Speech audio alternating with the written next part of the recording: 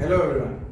सो अभी हम chapter 2 motion in straight line के नेक्स्ट टॉपिक पे हैं, जो कि है एक्सेलरेशन।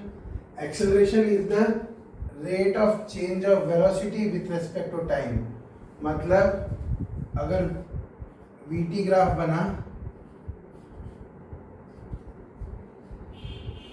तो जो वेलोसिटी जो भी एक ग्राफ है, तो कोई भी दो पॉइंट हमने लिया,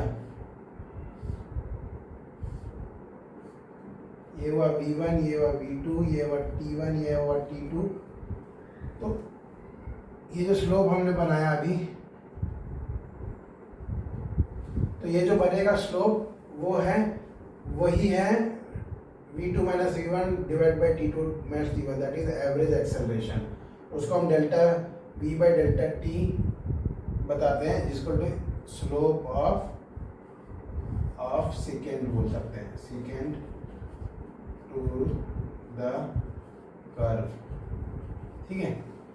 instantaneous acceleration A instantaneous is equal to, जब t टेंडिंग टू जीरो, जब इन दोनों का डिफरेंस छोटा हो जाएगा, डेल्टा t जब छोटा होता जाएगा, तो जो स्लोप आएगी उसको कहते हैं dv बाई dt, और ये होता है is equal to slope of tangent. ये xt का ऑफ xt का बोल रहा हूँ, vt का। ठीक है। तो ये हुआ स्लोप। तो जैसे कि इस पॉइंट में आना है तो ऐसे जाएगा। ठीक है। ओके, तो ये हुआ इंस्टेंटेनियस एक्सेलरेशन। एक्सेलरेशन इज, हम कह सकते हैं कि जो वेलोसिटी है वो कितनी बार मैग्नीट्यूड में चेंज हो रहा है। अगर वेलोसिटी की मैग्नीट्यूड सेम है थ्रू आउट द टाइम, तो इसका मतलब कांस्टेंट वेलोसिटी में मोशन चल रहा है, बट एक्सेलरेशन कुछ भी नहीं है, क्योंकि acceleration is a change in the velocity. तो वेलोसिटी सेम है, मतलब दो पॉइंट में वेलोसिटी का डिफरेंस आएगा जीरो, तो zero by time taken is zero. तो उसमें ये स्लोप नहीं रहेगा। स्लोप वो एक लाइन पैरेलल, जो वीटी ग्राफ में parallel to the T axis हो जाएगा। ठीक है। यहाँ पे मैं बताने वाला हूँ, यहाँ पे all freely falling objects are under constant acceleration. तो जो ग्रेविटी है वो भी एक टाइप का एक्सेलरेशन प्रोवाइड करती है। तो जो फ्रीली फॉलिंग ऑब्जेक्ट, यहाँ पे फ्रीली फॉलिंग, ठीक है, तो इसका मतलब वो एक कांस्टेंट एक्सेलरेशन में है। अब कांस्टेंट एक्सेलरेशन मतलब वीटी ग्राफ का स्लोप कांस्टेंट है। अब स्लोप कांस्टेंट है मतलब tan थीटा कांस्टेंट है। tan थीटा कांस्टेंट क्या है, मतलब कोई भी एक वैल्यू थीटा की जो चेंज नहीं हो रही है। तो थीटा चेंज नहीं हो रही, मतलब ऐसी एक लाइन, इसमें थीटा चेंज नहीं हो रहा, तो इस केस में ये कांस्टेंट एक्सेलरेशन है।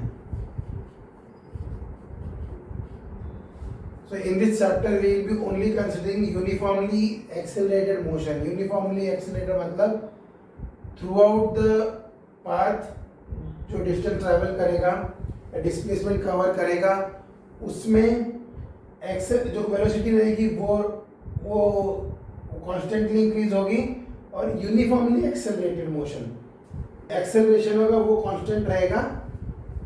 इसका मतलब एक्सेलरेशन कांस्टेंट रहेगा और वेलोसिटी कांस्टेंट वैल्यूज के टर्म, मतलब डिफरेंसेस में ही इंक्रीज करेगा। सो इस चैप्टर में हम उसी को कंसीडर कर रहे हैं। So that's all for acceleration, the definition of acceleration. We'll move to the next part. So important points जो मैं थोड़ा मिस कर गया था, एक्सेलरेशन जो हम जानते हैं वो है dv by dt, जो कि nothing but rate of change of velocity with respect to time. तो rate of change of velocity मतलब दो वेलोसिटी के टर्म्स के बीच में इसका ऐसा यूनिट क्या होगा, मीटर पर सेकेंड, और दो टाइम के बीच का डिफरेंस वो होगा डेल्टा टी होगा सेकेंड्स में। तो वही हम यहाँ पे रिप्लेस करेंगे ऐसा यूनिट के लिए। मीटर पर सेकेंड होता है वेलोसिटी का, और सेकेंड का सेकेंड, ये ऊपर जाएगा, मीटर पर सेकेंड स्क्वायर इसका ऐसा यूनिट है। ठीक है। और दूसरा है व्हेन कैन वी से कि एक्सेलरेशन अकर कर रहा है, मतलब एक्सेलरेशन हो रहा है, चेंज इन वेलोसिटी तो हो रहा है। तो चेंज वेलोसिटी के दो, both velocity has both magnitude and direction. ठीक है, जो अगर वेलोसिटी का मैग्नीट्यूड भी चेंज हुआ तो भी एक्सेलरेशन है, अगर मैग्नीट्यूड वही है बट डायरेक्शन चेंज हो गया तो भी तो भी वो एक्सेलरेशन है।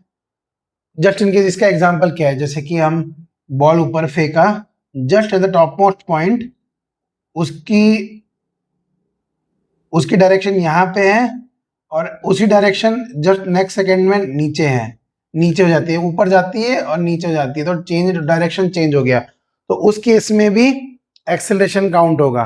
ठीक है, मैग्नीट्यूड मतलब ऊपर जाते जाते बॉल स्लो हो गई, नीचे आते आते बॉल तेज हो गई, तो बॉल की स्पीड जो है ना वो तेज और स्लो हो रही है, तो वो मैग्नीट्यूड में बढ़ रहा है घट रहा है, तो या फिर change in both magnitude and direction, तो इनमें से कोई भी चेंज हो या फिर दोनों के दोनों चेंज हो, तो we can say that acceleration हो रहा है इन केस, इस केस में।